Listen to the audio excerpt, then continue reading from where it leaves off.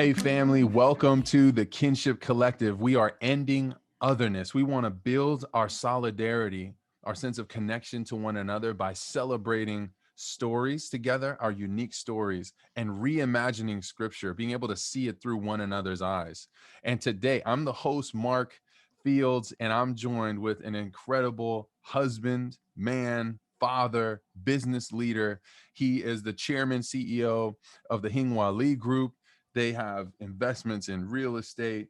They have the largest North American retailer of watches, or 1 in 10 maybe at this point. At the time that I think the building was dedicated, was the largest. Um, and just a great man. I think of his story, and I want to get ahead of it, but this is David S.K. Lee, not to be confused with David Lee from the Warriors. Whenever I searched you online, it kept coming up a bunch of different David Lees. This is David Yeah. S.K. Lee. David, thanks for coming today, man. I appreciate you. Thanks for having me, Mark. It's my honor to be here. Absolutely. Uh, I want to get into your story. You have an incredible story. You immigrated to the United States. Your father, as a jade kind of cutter, I would imagine an artist, maybe how he was able to help the Smithsonian, what that pathway towards citizenship and just that journey of what that meant in the 60s when there was a lot of, I would imagine, retaliation towards Asians. And a lot of times Asians felt like people would pinpoint their frustration at Asian success sometimes, and they'd measure themselves against that. So there's a lot of, we'll get into that in a little bit. You come from that story of hard work, resilience, and you've become this faithful husband, a faithful father, a present father, a man who follows Jesus, a faith-filled man and a faithful man. And when I think of you, I think of integrity. And as I've had it's felt like a joy to research your story. I keep coming to integrity and meekness, and I've looked at these videos and watching you share some of your story and some of the things that you enjoy, the Ducati, the Ferraris, and but I see this humility and meekness. And whenever I think of meekness, it's just that bridled strength. It's healthy strength. You don't have, it's not based in this unhealed place trying to prove yourself to the world. It's not self-deprecating and the false humility of like, I know I really love these things, but I shouldn't have them. You're just kind of centered. And so I appreciate that. We're going to get into that in just a second. I want to know about the 1 of 5 prototype. What is it? Is it 288? 288 GTO Evolution. Yeah. Come on. Yeah, that was a special find. Matter of fact, how did that come about? Well, the backstory obviously is in the in the early 80s, the racing in the circuit of Europe, this thing called Class B, and they were pushing the envelope on kind of GT cars, but you know, boosting it up to really uh, really powerful and light cars. So everybody was making prototypes, and Ferrari made 5 prototypes from this 288 GTO, which was their first supercar, which I have. But they were pumping up the engine to 450 horsepower, 550 horsepower, 650. Mine was 650 horsepower. So the 5 had different engines, Whoa. but the car was like 1,500 pounds, you know, all Kevlar and everything, and so it was meant for racing. Now, they made those cars for this Class B racing, which was way too dangerous. People were getting killed, every time on the track. So the organization banned it. Now, so what did they do with this car? These prototypes that everybody kind of had, every company had. It so happened because they made the technology of this car, it evolved into Ferrari making the F40. Okay, F40 was a very iconic car for any car lover. The F40 was the one. It was the 40-year anniversary. It was the Mm, first car. It was the last car that Enzo Ferrari himself fully, supervised before he passed away. Fully supervised. He wanted to make wow. a race car for the street. It was the first car production car that go 200, first one to go 200 miles per hour, to break the 200 miles per hour barrier, which was, I guess, everybody was trying to do.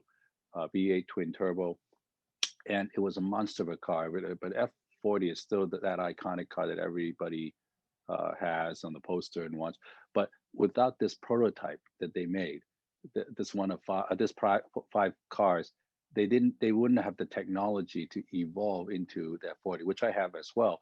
So I guess that F288 GTO is uh, very important, very significant, because it showed the evolution to the 288, which was a great car, 288 GTO.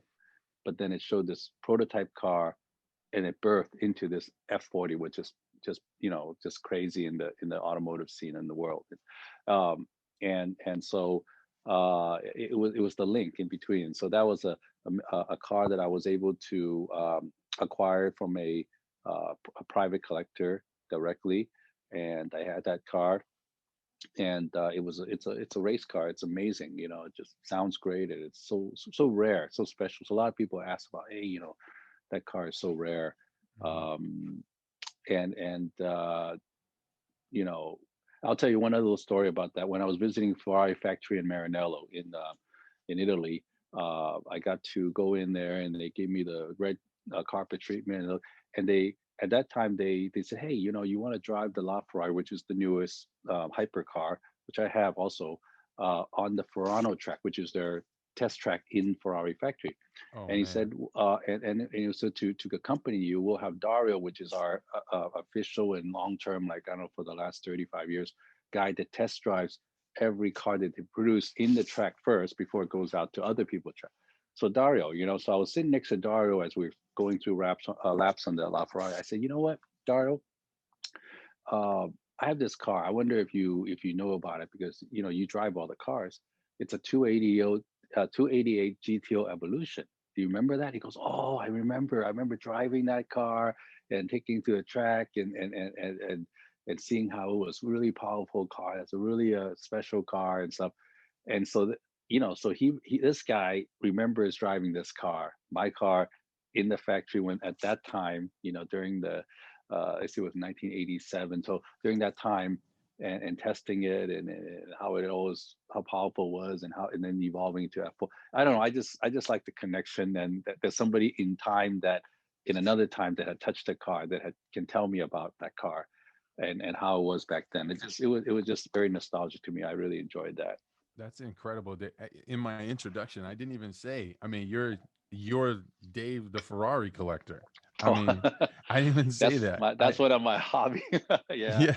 Ta- yeah, yeah. how did you get into Ferrari collecting? And then, like, where do you rank in the world's Ferrari collectors? Are you Right. like, yeah, go ahead. Well, I think, first of all, I think people, and I've been noticing this too, because a lot of, we see a lot of examples. I think people have a natural tendency to love cars. I mean, certain people, if they're destined to have that. I know I was, and but at those times, you wait for magazines, and until you're old enough, maybe like you're getting 14, 15, you're starting to be into cars. Because at 16, you can get a driver license. You start looking into what kind of cars, and dreaming about it. And matter of fact, the 288 GTO was my dream car. That was one that I saw. Oh wow, I would love that. That's amazing. Looks beautiful. It's amazing Ferrari. I never thought I would be able to own it. Uh, and obviously, also on my wall was the Lamborghini Countach. The 5 foot poster that we had up there. That was also my dream car. And but what I but so I love cars all along, and even as an adult, when I could afford it, I would always have my special car, one car in the weekend, for the weekend to drive. I would have my daily driver, right? So I've always loved that car, I've had a Ferrari, a pre-owned one, because they're much less money. Ever since I was 30, I would have one. I would change it up to the so ever since I was 30, and because now I'm 55, but um, the but I didn't really get into the whole serious Ferrari collecting as something that the Lord just kind of put in my life to it was an accident. I mean, I just like cars, but I didn't. But about I guess about 10 years ago, I started collecting. So that's not early. I mean, it's a lot of guys that you see out there have a really nice collection. Been collecting for 30 years or something. So I certainly hasn't been a long time collector. It's a good amount of time, a decade, a little bit over a decade. But so I didn't certainly buy the things at the cheapest. Some people bought it really cheap, like they got it in the 60s for like, I don't know, 15, 20,000. Now it's worth $4 million. I mean, it's certainly that's not the story for me. Mine did go up a lot, but not that much. Um, but I would say there's a lot of people with some serious collections and collecting for so many years. Seriously valuable cars, more than me. Mine is quite respectable, but I think mine is in a way happened to be um, because I had a strategy in how I collect. I just don't, a lot of people collect what they like and or all over Mm-hmm. the place. Mm-hmm. When I do things, whether it's business or whatever, I just have a strategy. I have a strategy, I have a theme, I have a story. So I collect. Mm. So in my collection, which is around 30 Ferraris, from the 60s to the present, every kind of iconic one from the 60s to 70. So that I have a story. Um, and plus, I guess with social media that I accidentally kind of got on, Instagram and stuff. It just kind of propelled me, and then people, it's like anything. It's then Jay, when they researched it, when I did Jay Leno, the first time they researched it, they kind of mine came up, because I was doing social media, and so they invited me to the show. That also adds more eyeballs. I've been on the show 8 times now, and then the other people that do really nice videos, and then Ferrari giving me a plug sometimes, and the different articles and things like that all compound. I would say probably I'm the most recognized Ferrari collector in the world. If you put Ferrari collector, most likely I'm on the first couple pages and stuff. I mean, just because of the social media and the media that's been done, and the and you know and how a lot of people private too about their collection. They want to show anything. I'm very open. I have YouTube, I have Instagram, and Facebook and stuff. So I'm out there, but people really respect and understand my collection. If they're in love with Ferrari, they understand Mhm. what I'm doing, and um, they really get it and they like it. So I guess Mm. that's what it is. I love that. I appreciate, for me, when I look at your videos, when I watch you share, I really appreciate, it feels like your posture. And I try to mention this because I feel like it is one of the biggest feelings or sentiments I get about you when I'm watching your videos, and you're sharing this incredible automobile with an incredible timepiece, which is another passion of yours, and it's the family business. And I would imagine you understand the craftsmanship and the art behind the luxury watches. And I love you always say luxury. It doesn't mean it's going to be the most expensive thing, but it also is going to be a luxury thing. Um, but when I see you sharing your Ferraris, when I see you sharing your Ducatis, and the vehicles and the watches, it's not coming off as showy. It's not coming off as something that you have to. I don't know. It just doesn't give me that sense of like, yo, this, what is this guy doing? This guy's, I don't even know. It doesn't create envy in me or anything like that. And I think that's about who you are and your posture in the world. How did you become that way? That kind of humility, is that a trait that you inherited from your parents? Is that something that you adapted to your story? Share a little bit about that. It's really been a journey. Um, it's a journey of well, first, it was taught also from my father, that you should be humble. Um, don't brag, because you're if you brag, you're embarrassing yourself, because there's always one mountain is bigger than another mountain. There's always Mm, somebody better, and so if you brag, that somebody else is you're not that, because somebody's always better. But mhm, even from a humanistic view, from where he learned that was how he taught us. But also in my journey, I guess, uh, in understanding all these good things, all these things are from the Lord. It's not from necessary. I mean, I helped. I was the tool to be used, but it's from the Lord. And I've seen so many examples of people, you can work just as hard, you can do, you can be very smart, and the Lord doesn't bless it. I mean, I just see there's so many examples. So why did he choose me? Why am I the one that he had blessed, Hmm. materialize, you know? So because I understand that and I believe that, that also gives me a sense of, uh, what's there to be bragging about. But also, and you mentioned I talk about these things, and certainly people could take it wrong and think I'm trying to show off. And a lot of people on social media do show off. I mean, that's the point of what they're trying to do, is to show off. I've gotten to a place, I guess, in time to be comfortable with who I am, and what it is, and I don't claim to be the best, but this is what I've achieved. This is what I've done, and um, and what the Lord has blessed me, and I hold all these things very lightly. I don't, you know, I like them, but I don't, they're not my idols. I don't worship them. Uh, they're just fun things that the Lord allowed me to put in my life to use, to enjoy. And so I enjoy the watches, I enjoy the cars. Like I said, the cars thing just all uh, came into fruition like 10 years ago. It made sense because it was an investment. It made sense as an investment. It made sense as something that I really got my enjoyment from. And I think it also now put me in a platform where I can perhaps share this with people and even use it to be in a positive way to influence people.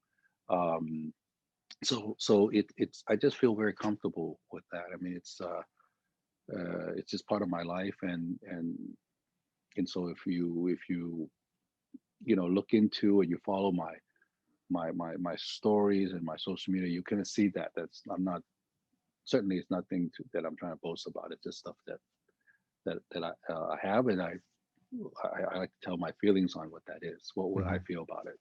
Hmm.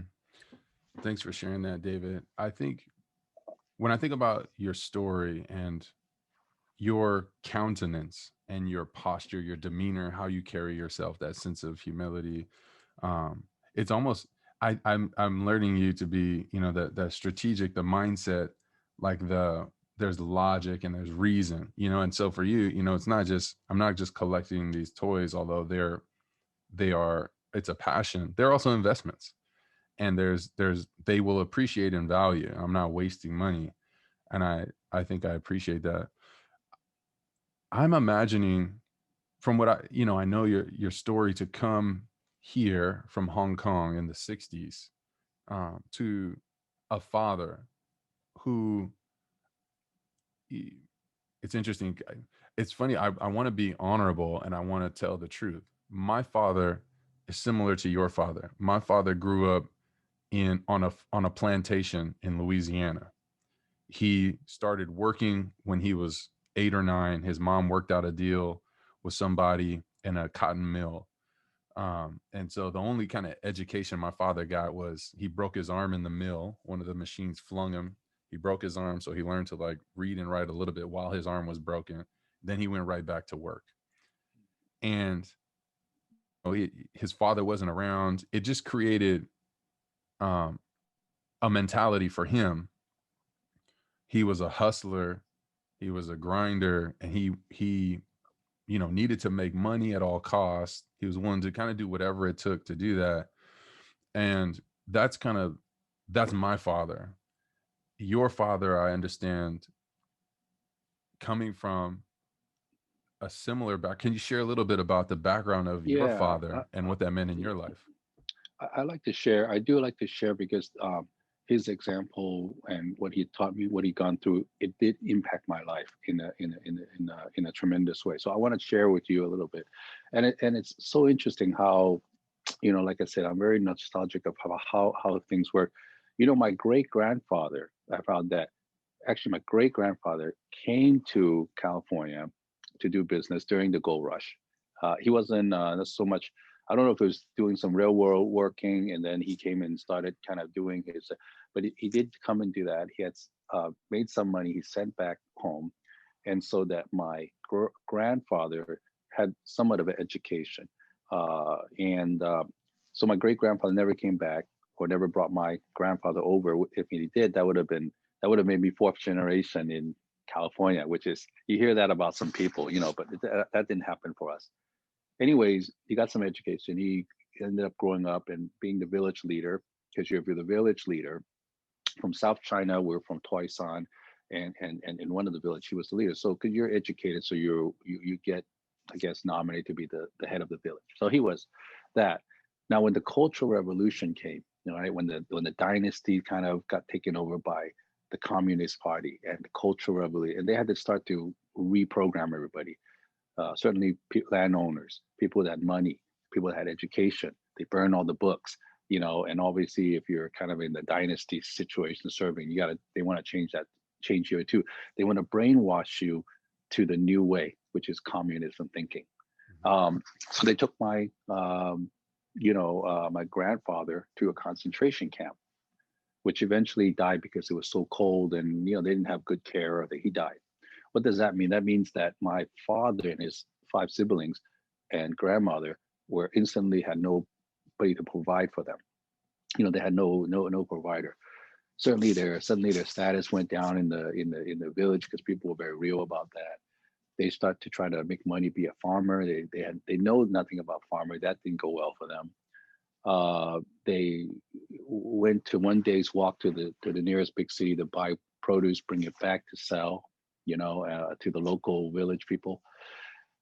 And they were very poor. I know they were starving many nights and stuff. And my dad, so they said, you know what? If we kept going this route, um, they're going to starve to death. We're going to die. So they devised a way to escape China, to find work, and they heard there was work in Hong Kong.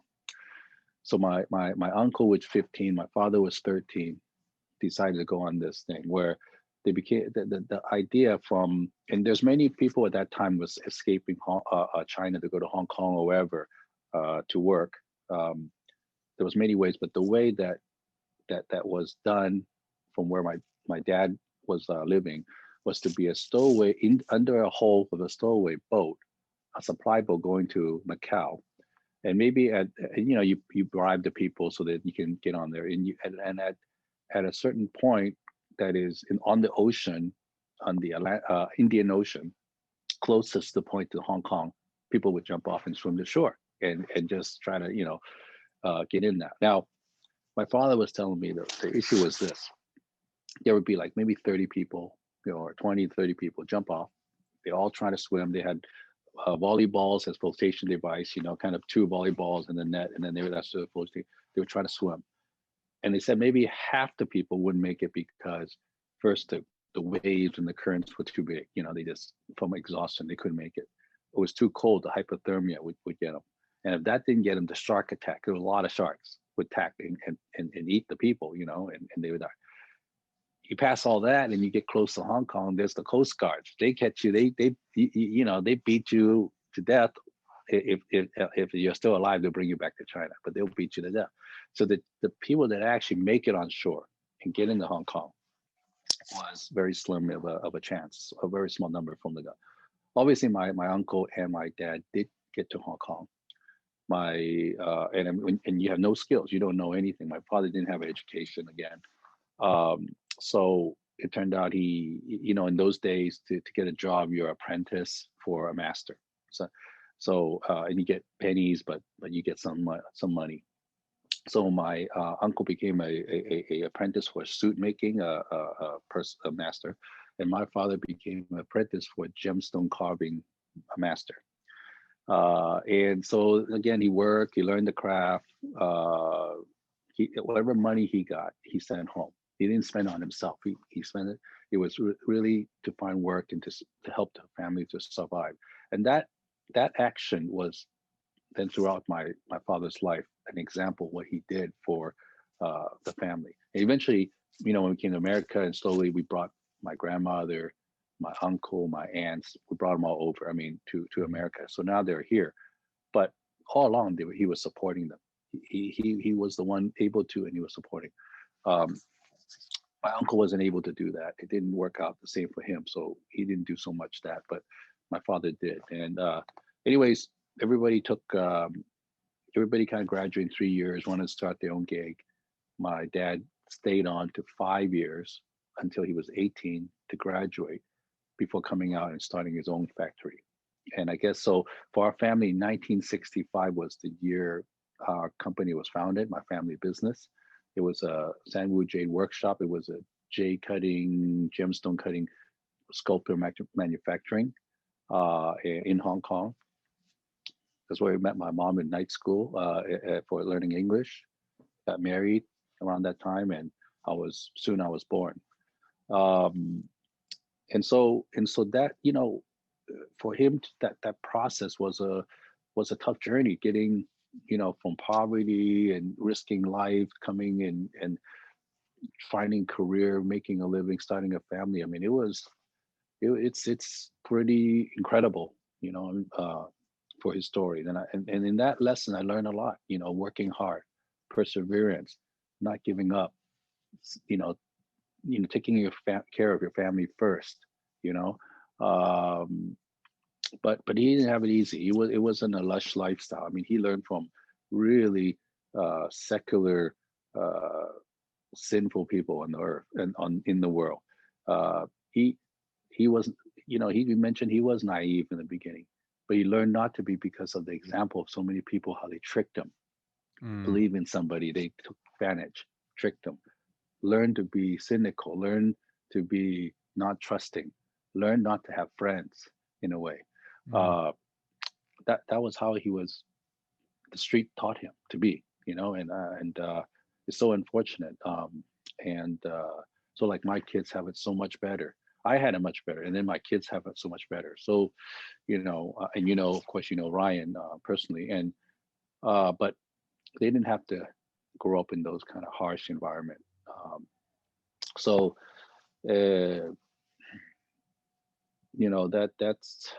that's how in the beginning how he started. I mean, from that environment. mm. And I'm Yeah. grateful for that he did take that step, or else we wouldn't be where we are today. Oh man, I have some responses, but am I sensing that? Are you getting nostalgic or appreciative towards your father as you kind of share that story? I always do. I always do. He's not the perfect man. He did a lot of things wrong, and I'm glad at the end he also became a Christian. But and I didn't think he would, because he was a person that in his whole life nobody gave him anything. He had to build everything. He had to figure out. And not to mention, he came to a country that wasn't even his. Like you're a fish out of water. You're in America. He became immigrated in the mid '70s because we believed that there was people for the product he made, and all of us were fish out of water. All of us was trying to make it in this new world that we're not familiar with. That is not really our home, and to be able to do that, and he felt like he nobody helped him. He built everything on himself. I can see that why he only can trust himself. He only feels if he doesn't do it, nobody's going to do it, and it's all on his shoulder. Uh, for him to have that, again, that hard, that mentality, the working hard, that perseverance and integrity. He always had integrity in his business and stuff. Um, I do feel he was my mentor, and I do feel in those good aspects that I took from him, it was, um, yeah, it's very endearing. I miss him very much, and I'm, you know, uh, I'm proud of the things he did to, that was for Mm, his family. mhm. David, when I hear you share about that, you opened up by sharing a lot of people work hard. They don't end up where I've ended up. You're standing on the shoulders of your great grandfather who came to the gold rush, who sent money back to your grandfather who got educated, who put in a position. You shared this beautiful story. It's beautiful to me where you are now. It's a hard, real story, and a lot of immigrants, whether you're coming from Asian countries, South American countries, African countries, Europe, that immigration story and that story of how your family ends up in America is really meaningful. And I've never heard the easy version of that. It's a hard journey to make. But for me, what stands out about how you tell that story is you started again by saying a lot of people work hard. not everybody ends up where I am. And your father had this mentality, right? That it's reminding me of the Chick-fil-A founder. I can't think of his name right now. He came to my college and shared one day, and he said, Mm, every day I get on my knees and I pray like everything's up to God. Then I get off my knees and I act like everything's up to me. And there's a little bit of dissonance in that for me, because if it's truly up to me, if it's truly up to God, then yes, I have my actions to play to influence that, because some of the stuff is in my hand to do. But so that doesn't resonate fully in me. But I want to know for you, how do you balance that? You talked about providence and God's will for you, and buying 15,000 square feet in San Gabriel and holding on to that and making it, the largest kind of jewelry watch retailer on in North America. Like, how do you balance both of those truths, that you have responsibility and that God is at work in your life? well, I think it's amazing how God, He gives us all gifts. Okay, and I think we need, early on we need to have discover what are those gifts for each person. My son and my daughter, they're in university right now, and so they're at this point of discovering what their gifts. I really see, my son telling me, oh, Dad, I'm good at this, and or I'm good at that, and stuff. That is a time where you really discover kind of the gifts, and I think the Lord, we have to have an understanding. At least I have an understanding that we don't just sit here and just wait for the Lord to give me whatever. He doesn't do that. You have to use your gifts. Hmm. You have to work your hardest, your best, and and see where the Lord wants to reveal in you. Now, y- you know, uh, material things is not something that the Lord necessarily has to give you. He has His sovereignty, His wisdom, His plan, and so forth. But so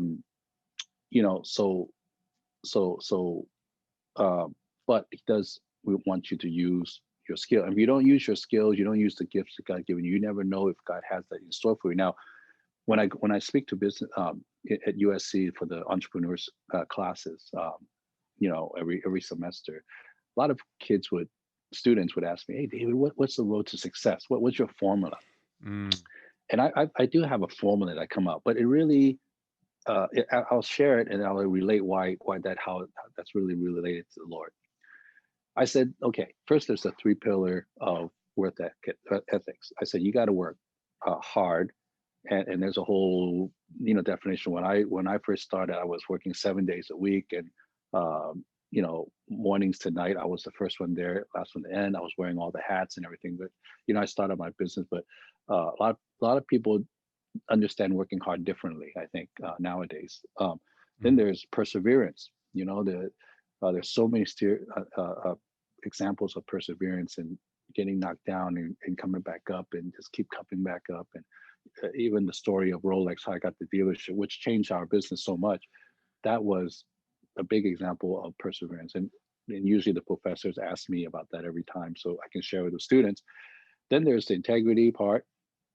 Integrity is so important. Like I said, Mm.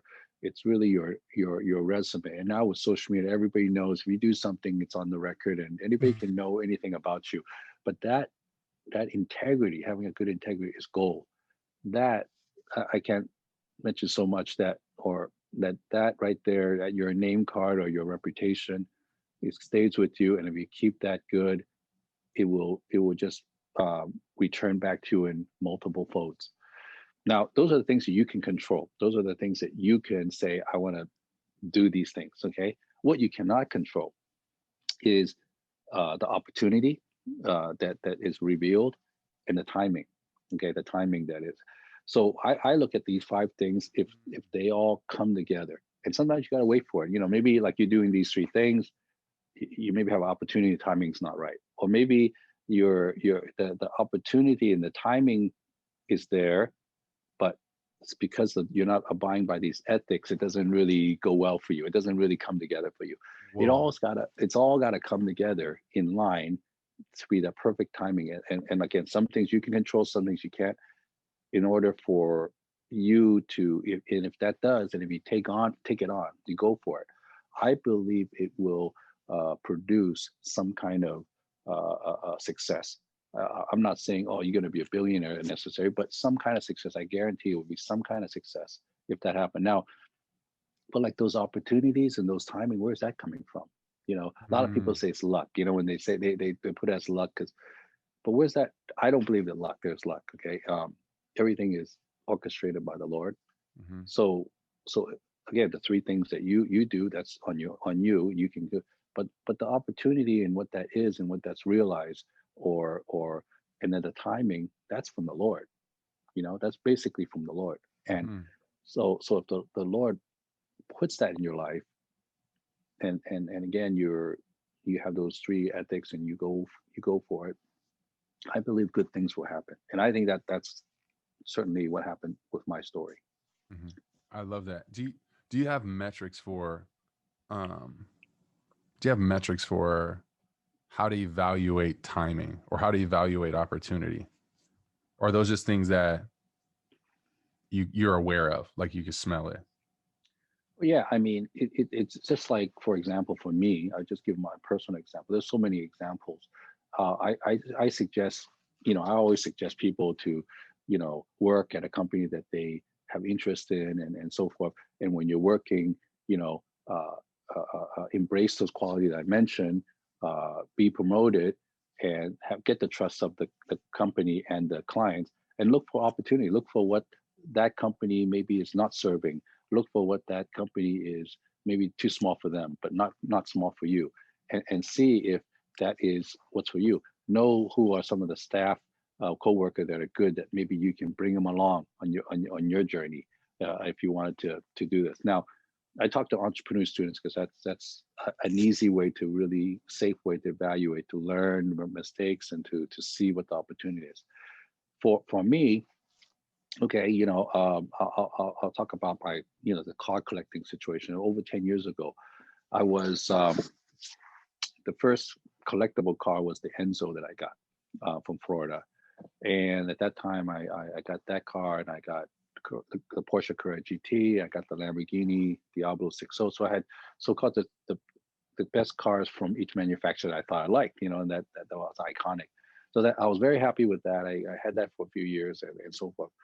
And then one night, I was at my friend's Christmas party, and he was showing me this something new he got. He was a car guy too, and he got this a Jaguar convertible, vintage Jaguar convertible. Need a lot of work, but he said, "Hey, this is what I got. I'm really excited."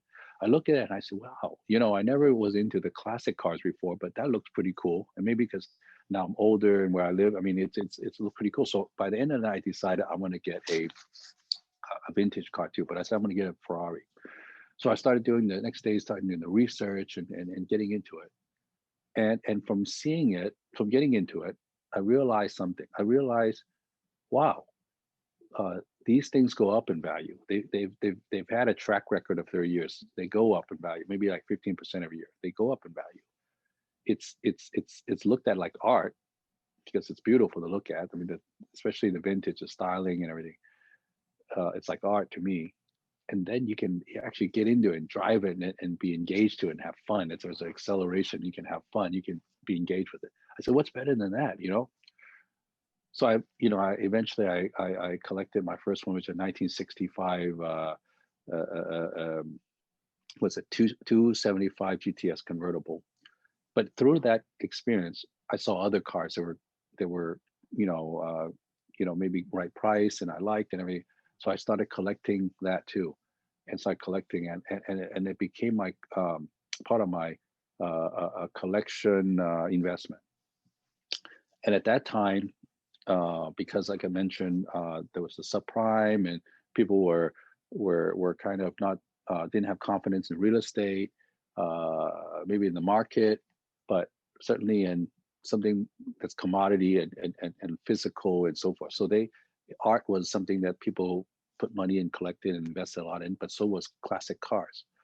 So anyways, the car industry shored up, and and all my cars that I bought, and I would have bought them even if they didn't go up that much.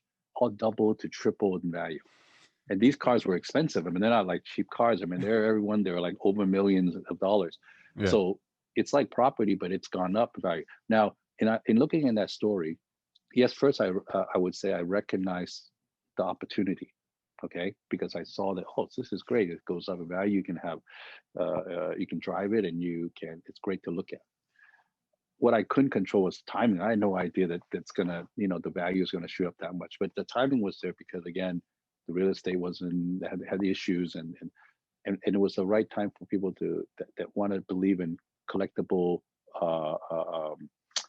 collectible investments. There was others, but for me it was cars. And you know, and so,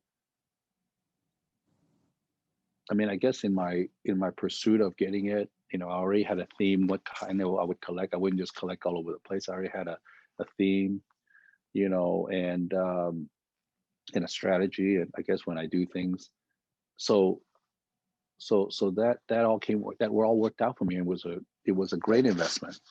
It was Mm. always a hobby and joy in my life. It gave me a platform for accidentally now with influence on the world, and it's got me to enjoy all these new things, that I didn't have before. And it's Mhm. almost put me in a kind of a place in my life or in the world of what part of what I'm destined to be involved with, you know, Mhm. to find that, to discover that, for myself. Um, it's a good thing, Yeah. It, yeah. But Th- that's part. I guess I don't know if I'm explaining that right, but Yeah. What I'm that's where hearing the is, opportunity. I think, coming back from you and your strategic mindset, but it was like the timing. You're reading the tea leaves, you're looking at real estate, you're watching the number trends, and you made the best move that you understood in that moment, a move that was in line with your passions and your desires, and it made sense financially as an investment, and it was in line with your passion. So I'm hearing like alignment. Right. There was a lot of Hmm. alignment happening. And for me, overall, like the overall theme that I'm hearing from you is the alignment of the five: the work really hard and persevere, don't give up, maintain integrity, because people keep the receipts, people will know. But then there's alignment between that. So alignment becomes the overall theme of those five core traits that you talked about, then the opportunity and the timing. So for me, when I think about alignment, or now I'm going to switch over to faith, and it feels like you've mentioned, the Lord and how you see God at work in your life. How does faith function for you? Because you've talked about your father as a man who saw everything coming from his hands. Everything, I'm responsible for my family. I'm responsible for how all this works out. This feels interesting to ask the question because I came from a family of faith. And so it was almost disempowering. And so the unique mixture of the environment that I grew up in without my father, without that example, and then in a faith environment that I interpreted to be like, God has all the control. So I just surrender. And I did the best I could. And I'm at 35 waking up to a new level of ownership and responsibility of my life, of my family, of finances and things like that. Because it was I feel like, I don't want to say it was a hole, but the faith that I believed in was a faith that God gives it all. And I just keep praying or seeking God. So when I look at you, a man who's extraordinarily successful, you've had this journey. How does faith in your relationship with God balance? You just shared about, like, look, I do all I can do, and then these other things I can't do. But I want to know, how did it actually function for you? How does it function for you? Right. Well, I guess it's a culmination of, first of all, I believe a Christian is 7 days a week, 24/7 Christian. A lot of business people are like, well, okay, I'm a Christian maybe on Sunday, and then the rest of the days I gotta operate like the secular world, because or else I'd be taken advantage, or I would have a disadvantage, right? I don't believe that. I think you're going through, you're a Christian 7 days a week, and so forth. So if you have that mentality, um, you know, I integrate a lot of the Lord in my life. I've learned to do that. I wasn't always that at it, but and it's a journey, and I'm still learning. But I do, and from my father, I see you can't just sit there and wait for things to come. I just don't believe that works. And I guess I've seen a lot of examples. Also, I see a lot of examples, people I know, friends. You can't. The fact that I do know is you just can't sit there and suddenly things will come to you. Okay, so knowing that, I wouldn't do that myself. I would try to work as hard as I could, as smart as I could, and it has perseverance as much as I could, and also in a way that the Jesus would see that's the correct way. I mean, even with the example in the Bible where the God had given the managers, the various Mm-hmm. amount to go invest, and Mm-hmm. the guy that hit it, didn't have good results. He liked the Mm-hmm. person that invested it and was smart about it. So he wants us to do that. Um, and but how do but integrating him, and I think for me, what was kind of important was for me, it was easy to see different opportunities, easy to see things I want to do. I'm a doer, and I don't like to just think about it, I want to see it through. I want to do it. But sometimes I get ahead of myself because I think what I'm doing is right, and it's a good decision. It makes sense. Like I said, Mm-hmm. makes sense and all that stuff. I Mm-hmm. don't sit I don't sit still and say, wait a minute, let me ask the Lord what he thinks about that. Mm-hmm. Let me ask the Lord, is that something he wants me to do? And and if I do it, then Lord, I want you to bless it, and don't make it an uphill battle for me. Mm-hmm. In the past, I've seen things where I made my own decision. It wasn't a disaster. It wasn't like I lose money on the venture or whatever, or I, you know, have a broke even or lost a little money. But I didn't consult with the Lord on that. I just did it because I think Mm-hmm. I should do it. I remember going now for a long time now. I said, I'm not gonna do that unless I ask the Lord, and then He gives me the confirmation, and so far and so forth. And even as recent as I think last year, I had an opportunity to acquire another. So I mean, so one of my businesses is a jewelry business, a retail jewelry business. Uh, it's since 19. I guess that's in line with the 1965 until present. So we're like 56 years in business. I Mm-hmm. started the retail division and brought in watches and everything like that. So, anyways, we've grown, and I've grown the business since I've gone in after I graduated from USC Business School. I've grown it 60 times from when I was first came in. And I guess you know sometimes in business the thing you say is you got to keep growing, get bigger. So there was an opportunity another jewelry chain was being offered to can be considered to be bought that would add 13 stores, locations to me, three different states. The numbers were good. All the banks, of course, all the banks, the private equity, and those guys have a lot of money right now. They're totally supportive if we do it. So the finance, it wasn't a difficult thing. In the industry, it's like what people are doing. They're acquiring and getting bigger. So you would think that that's what you want to do. I mean, that's the right thing to do. I was I was talking to my wife, which wasn't positive about it.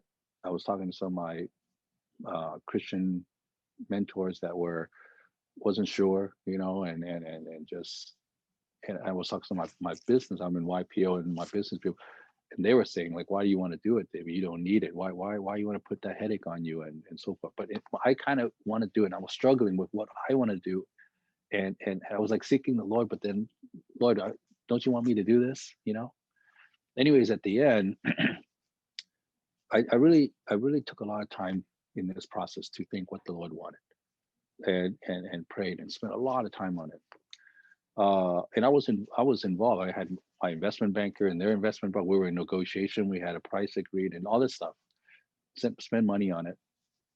Anyways, the bottom line of it is, at the end, the Lord didn't give me uh, a feeling, a confirmation that I should do it when Mm-hmm. everything looked right on paper. Okay. Mm-hmm. Uh, so I said, okay, I will submit to what you are saying. So the deal was off the table. Fine. I had a peace, continue to do what I was doing. And then COVID, of course, hit, and which that company didn't do so well. Mm. If I would have taken it in, then I would have brought on myself this why do I need it, this all this Whoa. headaches and this financial problems and the Mm-hmm. and maybe more distress on my family and Mm-hmm. everything. And you can imagine you have to travel right to see your stores, and you can't really travel right now. Yeah. People don't want to go out and buy stuff, I mean, right now, so uh and it would have just been really a lot more hardship. And so now, and of course, you don't know that until you look back. Okay, but Mm-hmm. in the storm, you don't know. In the storm, you're fired up to do something, and Yeah. that's why I'm saying. Um, you asked me how do I integrate that. I really consulted the Lord in my business decision. In before I do any major thing, I really consult the Lord, and I'm obedient to what the confirmation is, what I hear from Him. So I guess that's how I operate. I mean, that's one example of how, a recent one too. So Yeah. David, and I really appreciate that, because the way that you shared it you embodied your integrity, your 5 values in alignment. The timing piece felt a little off. You're discerning with people. You've always shared your just admiration and respect for Kathy, your wife, and how, she's communicating the strain that might put on your relationship and your family. But one of the things that stands out to me too is the confidence that, because you have cultivated this practice of listening to God and following that, your gut in some of that, the awareness and the place you come to through prayer and through discernment and through the mentorship and stuff, and that then you can move forward in confidence. And then, so it gives you that confidence, and then at the end of the day, you can have peace. And even if that organization maybe would have gone through the roof, you would have still been okay. Like the man that I know in front of me, you would have been okay. But it didn't work out like that, and you realize you dodged a bullet. So I really appreciate that. I appreciate all this sharing. We're gonna switch gears to get into scripture real quick. Um, because I think it's always really helpful to get different eyes on scripture and to see what does that look like through David's eyes. There's a businessman, Ferrari collector. I'm going to switch the scripture up that we talked about, because one of the things that we've talked about is that the thing that came through is, when we think about discerning, when we think about what's ours to do, we're going to go to Second Peter, I think. Second Peter, let me find it. Second Peter 1:3. uh in this opening passage. Oh my goodness. I think we're going to read 3 and 4. Let me read it, and then we'll just talk through it for a couple minutes here, before you acquire some other huge business, next thing on your to-do list. Let me read it here. Peter's words. Peter is this kind of passionate follower of Jesus. This letter is attributed to him. This is the rock, this kind of faith. You're given that label of being the rock. The way that he follows Jesus is a way that leads to fruitfulness. This is the way that people will come together, love each other well. And so this is his second letter he's writing. And then he talks about this divine power that's in us. And so when you talked about, sometimes when we're waiting for God to do something, it feels like we're sitting there but Peter would say something different here. So this is what Peter says. Second Peter, chapter 1, verses 3 and 4 says, his divine power has granted to us all things that pertain to life and godliness, through the knowledge of him who has called us to his own glory and excellence, by which he has granted to us his precious and very great promises, so that through them you may become partakers of the divine nature, having escaped from the corruption that is in the world because of sinful desire. And that first line in there, I think, is super important. Some other versions say it, uh, all things pertaining to life and godliness, you already have them. They're already in you. God has granted them to us. How will you use them? How will you work hard? How will you persevere? Will your track record show congruence and truth and authenticity and integrity? David, what comes to your mind when you hear that, when you think about that? Yeah. Well, obviously, the Lord, when Jesus died for us Mm, on the cross, basically stripping the power of sin away from us, giving us the ability to not be a slave and to go to just be enslaved into the sin and the in the ways of the fallen world. He's given us this ability to be able to discern, and that's through the Holy Spirit. I mean, to discern and to um, do the do it in a way uh, that God had designed us to want to do. hmm We have that ability if we harness it, if we search for it, if we look deep for it, and obviously we ask the Holy Spirit to help us to understand.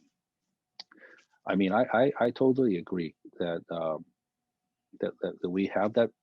A lot of people have that gift and ability in us. Do they really? How hard are they looking for it? Um, because the Lord is very generous in offering that, hmm to all of us. hmm And so I believe so far. So that's what I'm reading in on that right hmm now. Yeah, I think Peter being so close to Jesus and seeing Jesus, the way that Jesus acted and operated with people, I think he saw, back to what you said about God's generosity. Like he saw the generosity, and I think that's a lot of times there's a lot of people who feel like their hands are tied and their hands aren't really tied, but they feel like their hands are tied.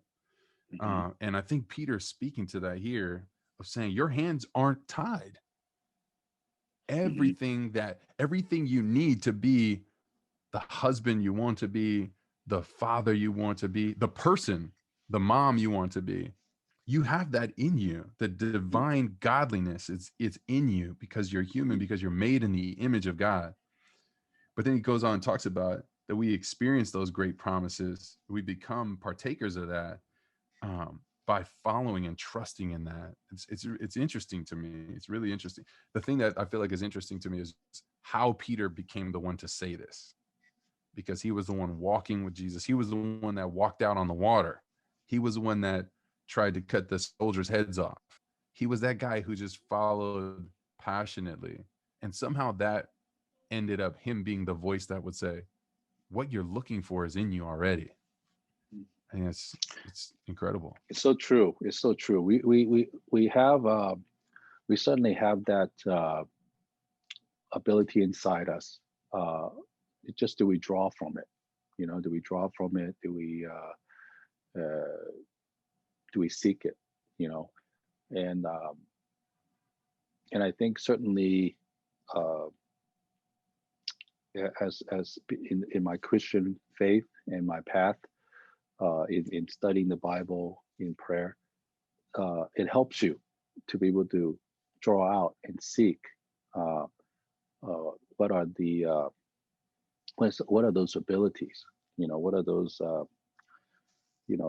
divine natures and abilities that you have, uh, in order for you to use uh, Mm. in your life. So yeah, that's definitely. I really like that, David, because you're talking about, when you talked about your children discovering those things that everything is from God. The people who like art, the people who like construction, the people who want to, sports players, drivers, jockeys, investment bankers, the strategists, numbers, color, all that stuff. It's innate, and so they're all reflections of who God is. Mhm. I really appreciate what you said about the gospel and Jesus on the cross. Um, that unleashes us. That back to our hands being tied. That act unties our hands. It gives us freedom to become those things that are within us, based in God's nature. And I think a lot of times when we talk about that, it feels like a magical formula. And there's a lot of different ways. Some people believe that like that Jesus took the punishment from God. I believe that Jesus demonstrated that characteristic of generosity that says, I'm committed to you no matter what. And so Jesus being on that cross was this demonstration of unconditional love that allows people to believe in themselves. It allows you to believe in the divine power within you. It allows you that imagination for that knowledge. So I think that that's important, and I think it's powerful because it does unleash us, and it reminds us that our hands are capable. It gives us the ability to start to dream and to imagine in ways maybe we haven't, to imagine healing, reconciliation, things like that. So You know, I think Mark, I had another thought too that yeah, that come I on. thought would be uh, quite. I don't know. I felt led by the Holy Spirit with this thought, so I want to share. Let me Mm-hmm. just make sure I'm uh, connected there. Okay. Uh, a lot of people think being a Christian is a disadvantage. Being a Mm, Christian is a disadvantage. You can't do this, you can't do that. But actually, I see it a different way. If you first, if you become a Christian, um, you start to understand what God wants you to be and to live that way, because which is actually good for you. It's not that it's not living on, other than that, it's not necessarily good for you. That's the devil's lie to tell you that, but it's not mm, really. Living the way God wants you, it's better for you. But I think if and when you do that, when you do live the way God wants you to do, and also the integrity piece, and he wants you to work hard. That's also part of it. We're supposed to work hard, integrity, use the gift, love people, and you know, commune with God and ask Him and pray to Him and take His lead. That's all the stuff that is a part of the Christian faith. And I believe if you do that, the Lord will bless you because you are following His lead on how He wants you to live. He will bless you. You know, I think it's a better formula to be blessed by Him than not. Yes, you can say, well, some people are not Christian and they have a lot of stuff or whatever. Okay, I don't know what the reason for that is, and I'm sure there's God has a reason, but I do know that if you become Christian, I think the chances are good that He will bless you in a number of ways. Not always the way you think, but that He will if you live that life, compared to just not, but not living in just rolling the dice of what it is. Here we have a formula that the Lord is pleased if you live the way He wants you to live, and He will bless you. He said mm-hmm, that. mm-hmm. So I think it's not a disadvantage; it's actually an advantage. And so I don't know. I just want to give that perspective that may be different than what people are thinking. Yeah, I so appreciate that, David. And I think about that blessing piece. The Jewish way that they thought about blessing was that it wasn't about the stuff. It was that God is with you. God was with us in the desert. God was with us in our exile, was with us when we were at the internment camp. God was with us. God kept us. And every night when I pray for my daughters, I translate that blessing of God is with you. God is ahead of you. God is behind you. Mhm. In recovery groups, they say you do you commit your life to the one who kept you from the full consequences of your addictions in the past. And this is that blessing of the God who keeps you, who has kept you, who is ahead of you. And I think about that, and that is when I think about Mary and Christmas, and her song about God is based on the nature of who God is. It is just like God to do that. So God is with us and ahead of us. But our experience of that is limited to how are we following. So I won't experience God with me or behind me or ahead of me, guarding me, empowering me, that divine spark within me, giving me truth, inspiring, if I'm not following that path.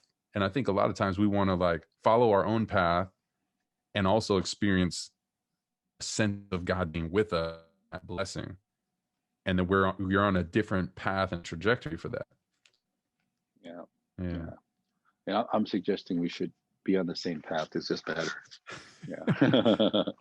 I agree. I'm with you. Yeah. David, thank you so much for your time. I mean, what an incredible conversation. I think about you so generously shared your story, and I'll be thinking about your great grandfather, your grandfather, your father, and you.